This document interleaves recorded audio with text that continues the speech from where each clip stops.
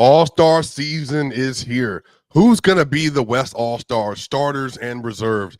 Michael Porter Jr., we need to have a conversation about his season. Is he having the best season of his career, and how impactful has he been for this Denver Nuggets team?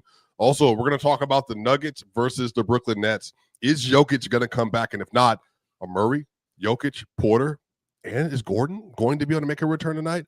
We're going to talk about all that and more here at Locked On Nuggets.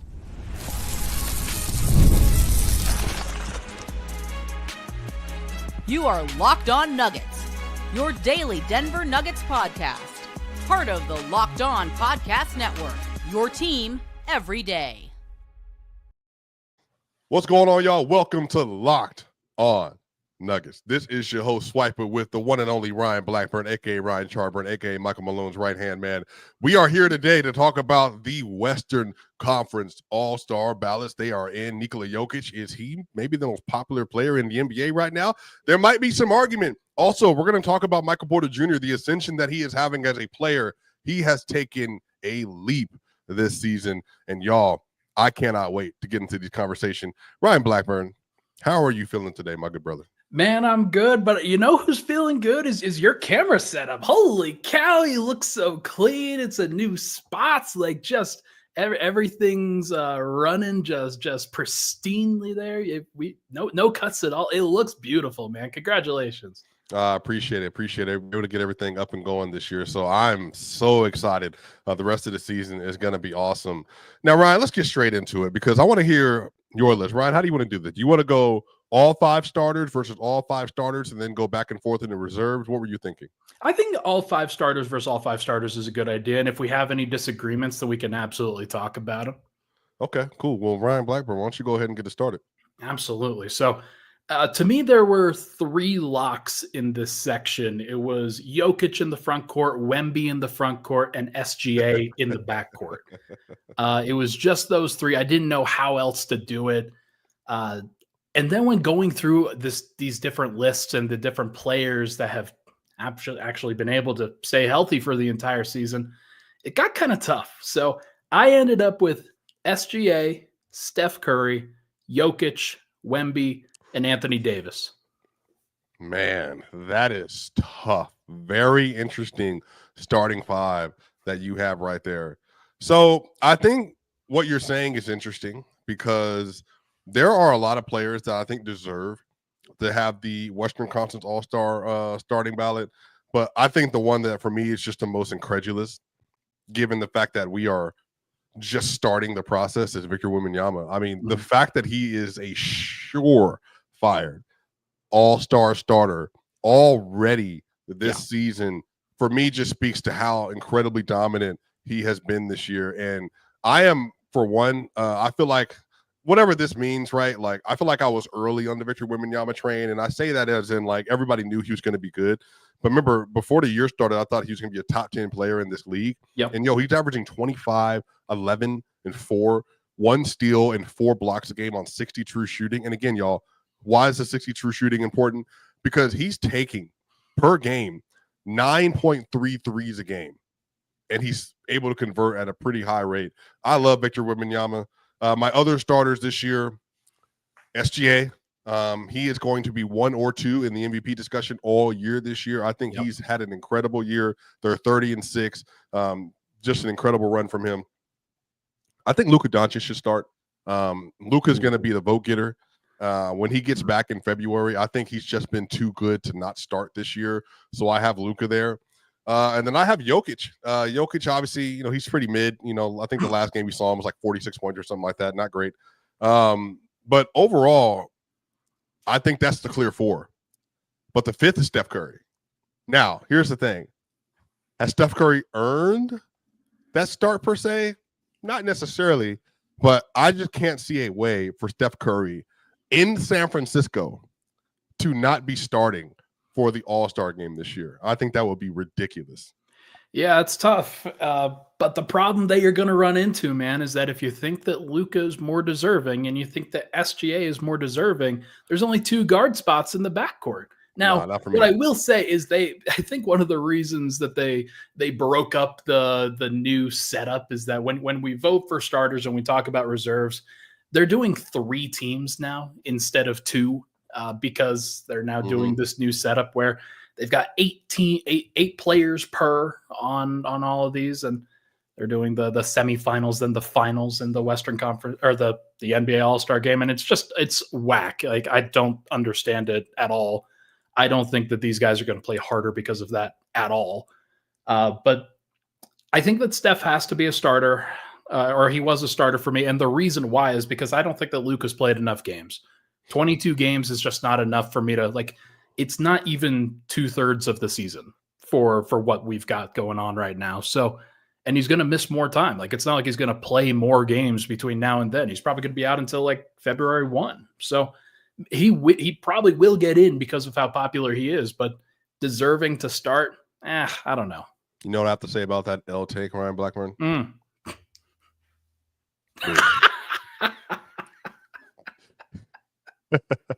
All right.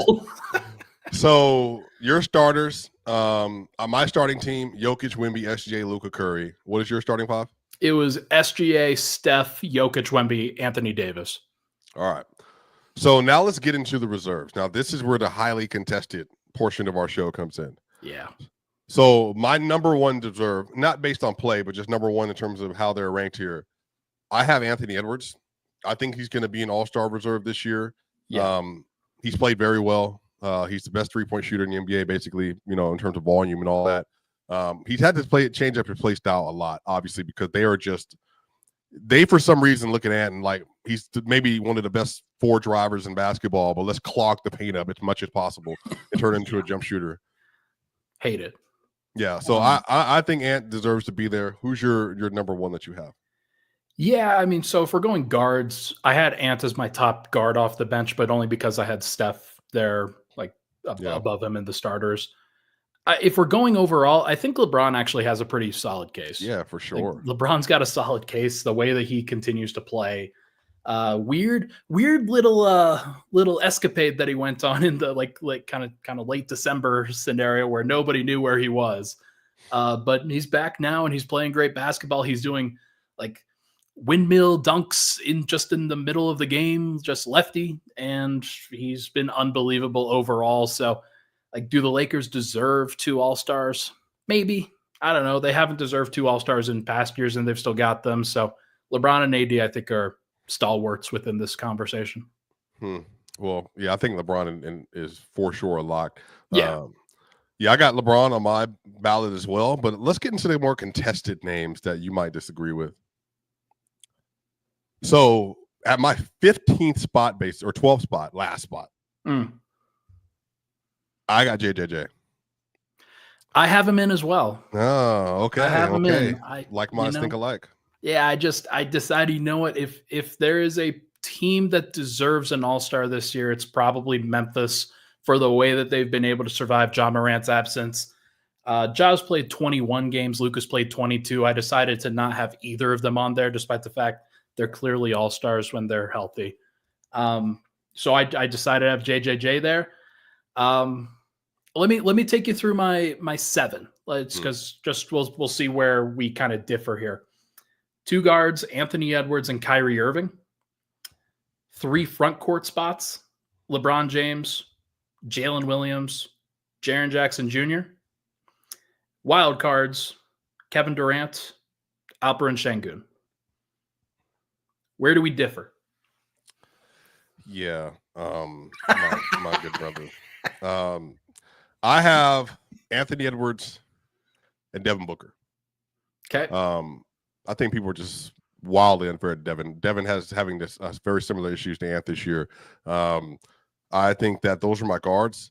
I got Anthony Davis as well, Jaren Jackson Jr. I have DeMontis Sabonis. I'm sorry, like his numbers are overall better than guy with the second best record in the Western Conference.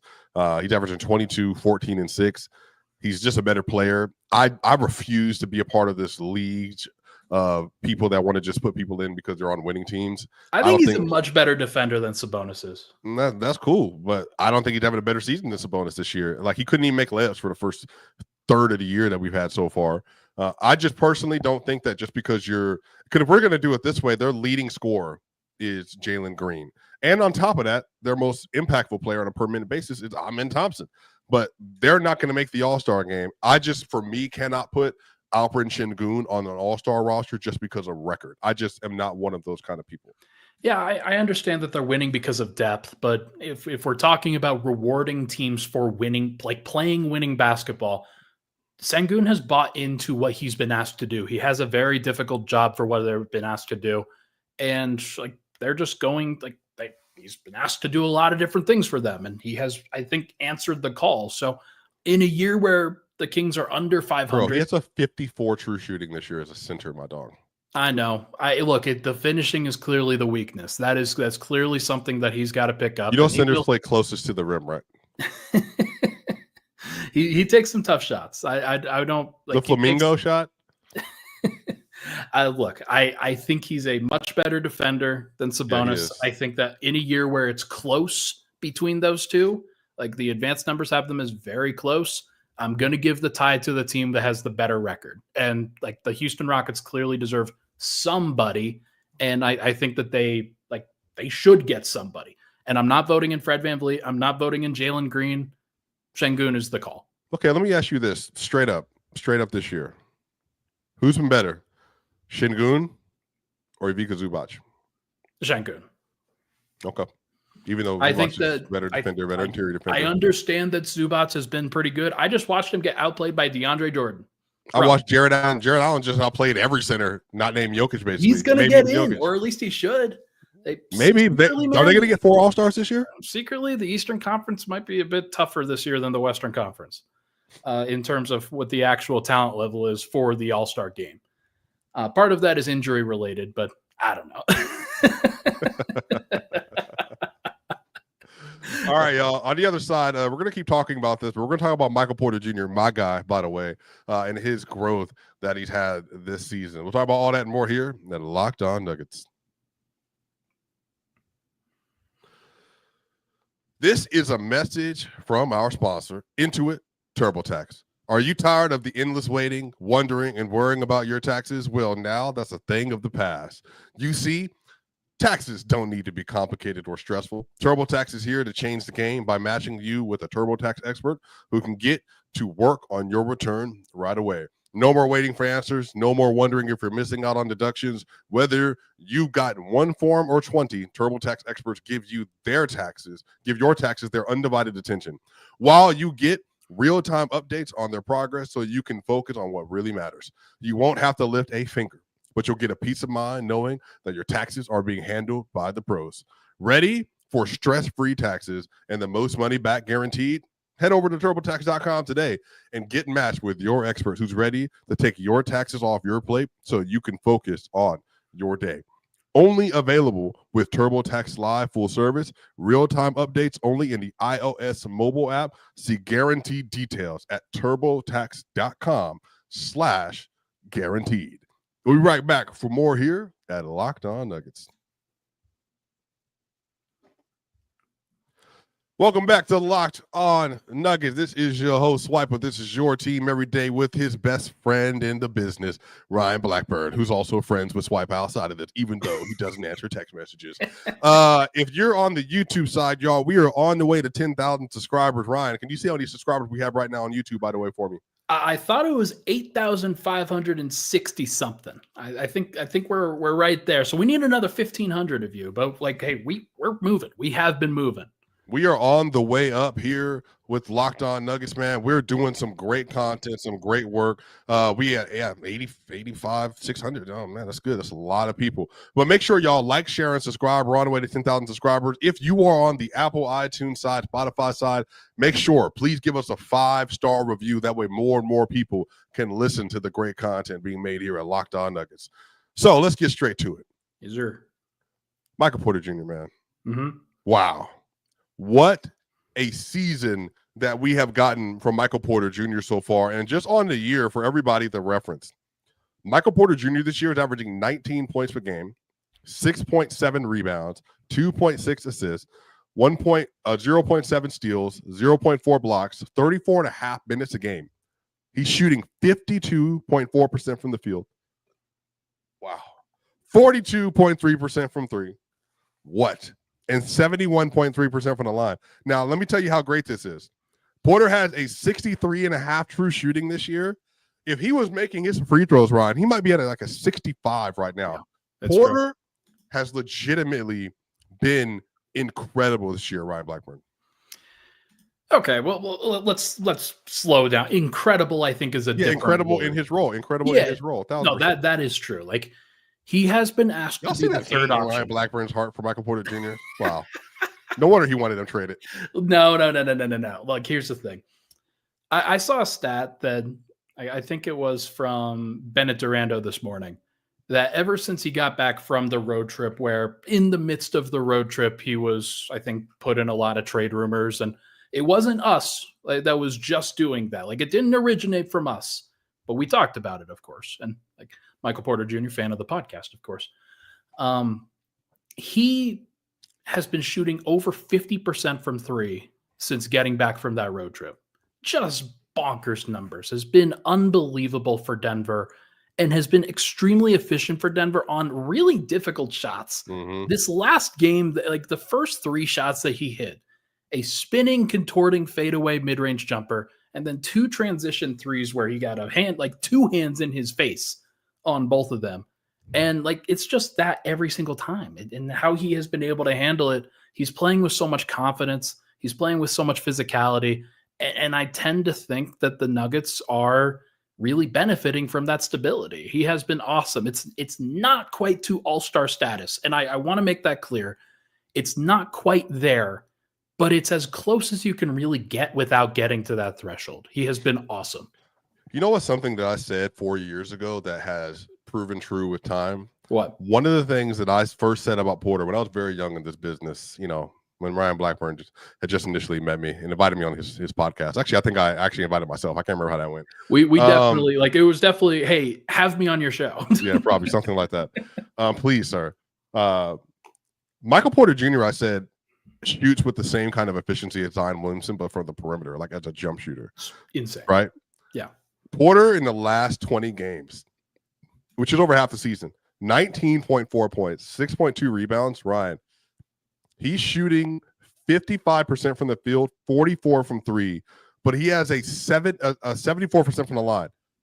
That is a 67.1 true shooting. Yeah. As a primary jump shooter on volume. Yeah. He is really, truly one of one in the NBA. I don't know how many players you could actually dream up, Ryan Blackburn, that you could logistically say, hey, be one of the best three-point shooters in the NBA, be one of the best mid-range shooters in the NBA. And then on top of that, we want you to add a little bit more to your game and be able to drive to the rim with the confidence that he's been able to do over the last really year. And I just really, truly kind of marvel at how good Porter has gotten and just being able to get to his spots and get up shots, even if they're over contested. And if you look at the way he's scoring this year, Ryan, so you can pull up on NBA.com, go to like tracking and going to his shooting. Porter is shooting 74% from the restricted area this year, Ryan. Yep. 74% from the restricted area. He's shooting 55% in the paint, non-restricted, 43% from short mid-range, 58% from the left corner from three, 46% from three from the right corner, 41.5% from above the break threes. Ryan Blackburn, basically wherever you give Porter the ball, Porter is one of the most efficient scorers in the NBA. It's been awesome. And like, having a guy that is versatile enough to be able to score from all those different spots is it's just a big deal. His driving game, it's something that we talked about at the beginning of the season when he said, yeah, I'm at 235. I weigh 235.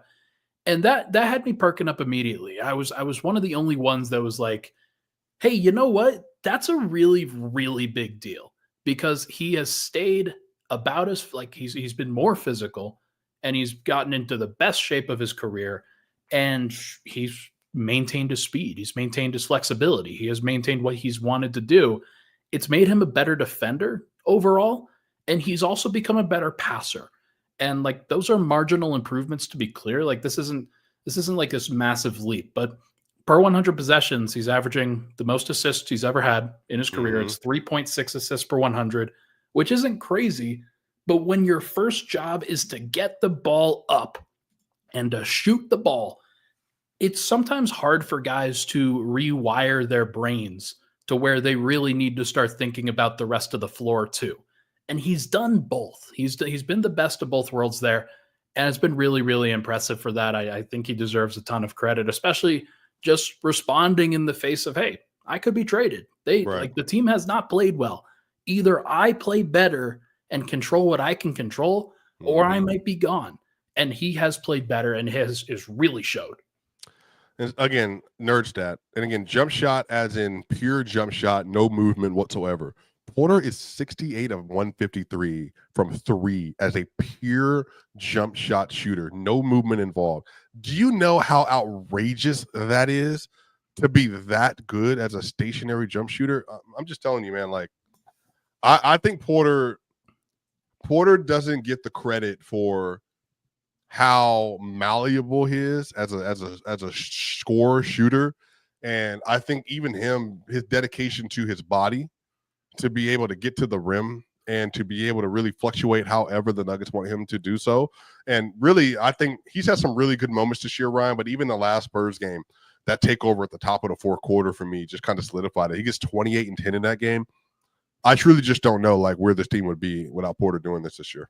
He's clearly been their second most valuable player this year with the ups and downs that Jamal has had, with the injury issues that Aaron has had. Yes, Jokic is the reason why they are in the position that they are. But Porter's also been a stabilizing force for them, giving them an opportunity off the ball. I actually saw a stat where Jokic is the best off-ball scorer in the NBA, and Porter's like 5th. Like having two guys that can do that, it makes it easier when your dribblers are struggling. Murray struggled. Westbrook, he is a great facilitator, but he doesn't draw as much attention as a scorer there. So having somebody off the ball that can manage it anyway. I remember Adam Morris, who was on this podcast yesterday, by the way. Make sure to go check out that episode with Matt. He initially compared him to tall Klay Thompson and saying that this is what I would like to see from him. And I think that has been really true. That's been really apt for like how physical he has been, but also just it doesn't matter the contest that you're going to give. It doesn't matter the direction that I'm going. I can rise up from anywhere and shoot the basketball. And it doesn't matter what contest it is. I will make it. And it has been awesome. Denver has needed it every step of the way. And I think he may have played himself out of some trade talks, man. Well, we'll see. We'll see what happens with the Nuggets over the next month. But, man, I'm so impressed with Porter. On the other side, we're going to preview this Nets game. And I think this is going to be a sneakily interesting game for a lot of different reasons. And we'll see. Jokic, Aaron Gordon, maybe. We'll talk about all that and more on the other side here at Locked On Nuggets.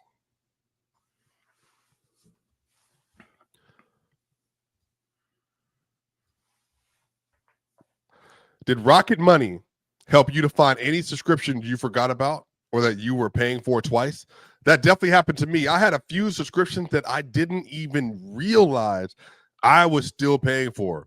And Rocket Money made it so easy to track them all down. It's like having a personal assistant for your finances. Rocket Money is a personal finance app that helps find and cancel your unwanted subscriptions, monitors your spending, and helps you lower your bills so you can grow your savings. It brings everything together in one place. Whether it's subscriptions, your spending habits, or even the goals you want to hit this year, Rocket Money has over 5 million users. It has saved a total of $500 million in canceled subscriptions, saving members up to $740 a year when using all of the app's premium features. And I'm one of those people. For me, one of the best features is the subscription tracker. I've used it to cancel services I wasn't using anymore. The Washington Post was trying to charge me like $40 a month at one point in time. I canceled it because of what Rocket Money allows us to do. Honestly, I've saved a ton. Plus their goals feature, I've been able to automatically set aside money in the future. No more stressing about budgeting every month. So y'all, make sure you cancel your unwanted subscriptions and reach your financial goals faster with Rocket Money. Go to rocketmoney.com/lockedon today. That's rocketmoney.com/lockedon. rocketmoney.com/lockedon. We'll be right back for more here at Locked On Nuggets. What's going on, y'all? We are back here for the final segment of Locked On Nuggets. Y'all, this has been an incredible show. We've gotten a chance to talk about the West All-Stars, the West All-Star Reserves, Michael Porter Jr.'s ascension. Now we're here to talk about this Nets game tonight. So this is a very interesting game for different reasons. So if you look at the NBA standings currently, Ryan Blackburn, yes, sir. The Nuggets are currently slotted as the 4th seed. They're tied in seeding with the Dallas Mavericks. The Mavericks are 22-16. The Nuggets are 21-15. The Nuggets are just 2 games back of the Memphis Grizzlies, 1 loss back of the Memphis Grizzlies, and they're over 3.5 games back of the Houston Rockets, but they're just 3 losses back of the Houston Rockets. So there's potential movement upward if they continue to gather momentum. Now, on the other end, they're just 1 win up of the 6th seed. They're 1 loss up of the 6th seed. They're 2 losses up from the 7th seed, and they're a game and a half away from being outside or in the play-in. So a lot is at stake, I think, in this game. The Brooklyn Nets are a very sneaky, I would say, aggressive team. They actually have a lot of players that can play really good basketball, from D'Angelo Russell to Cameron Johnson. Obviously, Big Ben Simmons is there. I mean, they truly have a lot, I think, and Jordy Fernandez being there as well. Go ahead. They do, if they were all healthy. Sure. That's what we're looking at. So I did the preview earlier today on Mile High Sports, if you guys want to go check that out. But it is jarring to see how many guys are out for them. Sure. D'Angelo Russell, Cam Thomas, Cam Johnson, D'Anthony Melton out for the season, Bojan Bogdanovic, Dariq Whitehead, Trendon Watford. Like, they've got a whole bunch of guys that are not available, and these are like roster guys for them. So I think that, like, if I was projecting their starting lineup for tonight, it is Keon Johnson, Zaire Williams, Tyrese Martin, Ben Simmons, and Nick Claxton. Like, it is dire straits. They do not have a lot of guys. And so what I'm thinking is that this is kind of a trap game. It's kind of one where you don't know. Hey, you just came off of a big win against the Clippers. Hey, they have so many injuries. Hey, you might be getting back Jokic and Aaron Gordon. Like, what happens if you do that? Like, how do you handle it? Let me ask you a question real quick. Do you think at this point, say Jokic and AG don't play because they want to give them another day, do you think at this point Russ would let them have like like in terms of energy, do you think he would let them have a trap game versus a team like that? No, and I was actually getting to that. I think that Russ and his presence, if there is one guy that can help kind of guard them against that, like, he's not going to let them have that. He's such a good centering force, just making sure that everybody's pointed the right direction in the regular season. Or are you going to not give effort? Like, you just watch that guy turboing up and down the floor, like making hustle plays and getting into other people and then getting them angry. How could you not play hard when you're watching that guy play hard? So I think that like has secretly been a really good thing for Denver, and that will help them in this game in particular. This is one where, like, especially if Joker doesn't play, where he's not going to let them off the hook. He's going to make sure that they're pointed the right way. That's something that it took a while to get here, but I do think we're at that point, because even just the Clippers game, you know, when they lost to the Wizards and they lost to the Blazers, like, there were some like mechanical issues that were there with the team. But I think like Murray's playing better, even though he had a 3-game skid where he wasn't shooting well. Yeah. Porter's playing excellent. Russ is playing very well. Peyton Watson has been great as of late. Christian, you know, I think he's still figuring some things out, but he's generally played very well. I think DJ off the bench has been sneaky, like, been nice for this team. I think they've been putting it together a little bit, and I really do feel like I'm kind of at the point now where I don't want Jokic to play tonight. Like, I just would rather him take one more day, get over whatever he's going through, whether it's a upper respiratory illness, which is what I had, whether it's the flu, which is what like some of my other friends had, you know, or whatever it might be, to just go ahead and heal up. Now, if they want to give Aaron Gordon some run, just to be like, oh, all right, go out there, see how you feel, limited minutes, low stress situation, keep it moving, cool. I'm kind of with that, but I kind of just would rather see Joker just like chill, just let Russ get another triple-double. Yeah, and like, I think that there's an argument for that for sure, just based off of what the Nuggets are, like, kind of where they're at. I'm looking at the injury report. It still says that Aaron Gordon is doubtful for tonight, so I wouldn't expect him to play. Yeah. And it wouldn't surprise me if Joker, like you said, doesn't play either. Big Tony in the comments here says, and the Nuggets better take advantage of these 2 Mavs games coming up with no Luka and Kyrie. Absolutely. And if you need to rest Joker, you get him 1 extra day and say, hey, we need you to come back and really show up in that moment, then that would be a big deal. And like Denver can really take advantage of that and get themselves some separation in the West if they were able to handle that business. So Denver's got a whole, like, it's just relentless from here on out. Basically, for the entire rest of the month of January, they play every other day. And there are several trips that they will be making during that stretch. So it's not just this one tonight. Like, this one is important, obviously, but they should be able to get it done if they just have 90% focus. And if they play the third quarter in particular, like with their hair on fire, they can literally have the game over in 3 quarters. Yeah. Kind of thing. Absolutely. Like, that's the one where if you're the Nets and you see how many guys you have out, and then you look up at the scoreboard in altitude and you say, and we're down 24. And you're like, all right, we're gonna phone it in at that point. So, and like, I mean, Ben Simmons is their veteran right now. So Ben's had some good moments this year, though. I've actually enjoyed watching him play again. He's taking 5 shots a game. Yeah, he's still like timid, like he's still like overcoming that stuff. But like I do think he's added a lot to the team. Nick Claxton versus DeAndre Jordan would be interesting because DJ's way bigger than him, but Nick is kind of better at some of the things.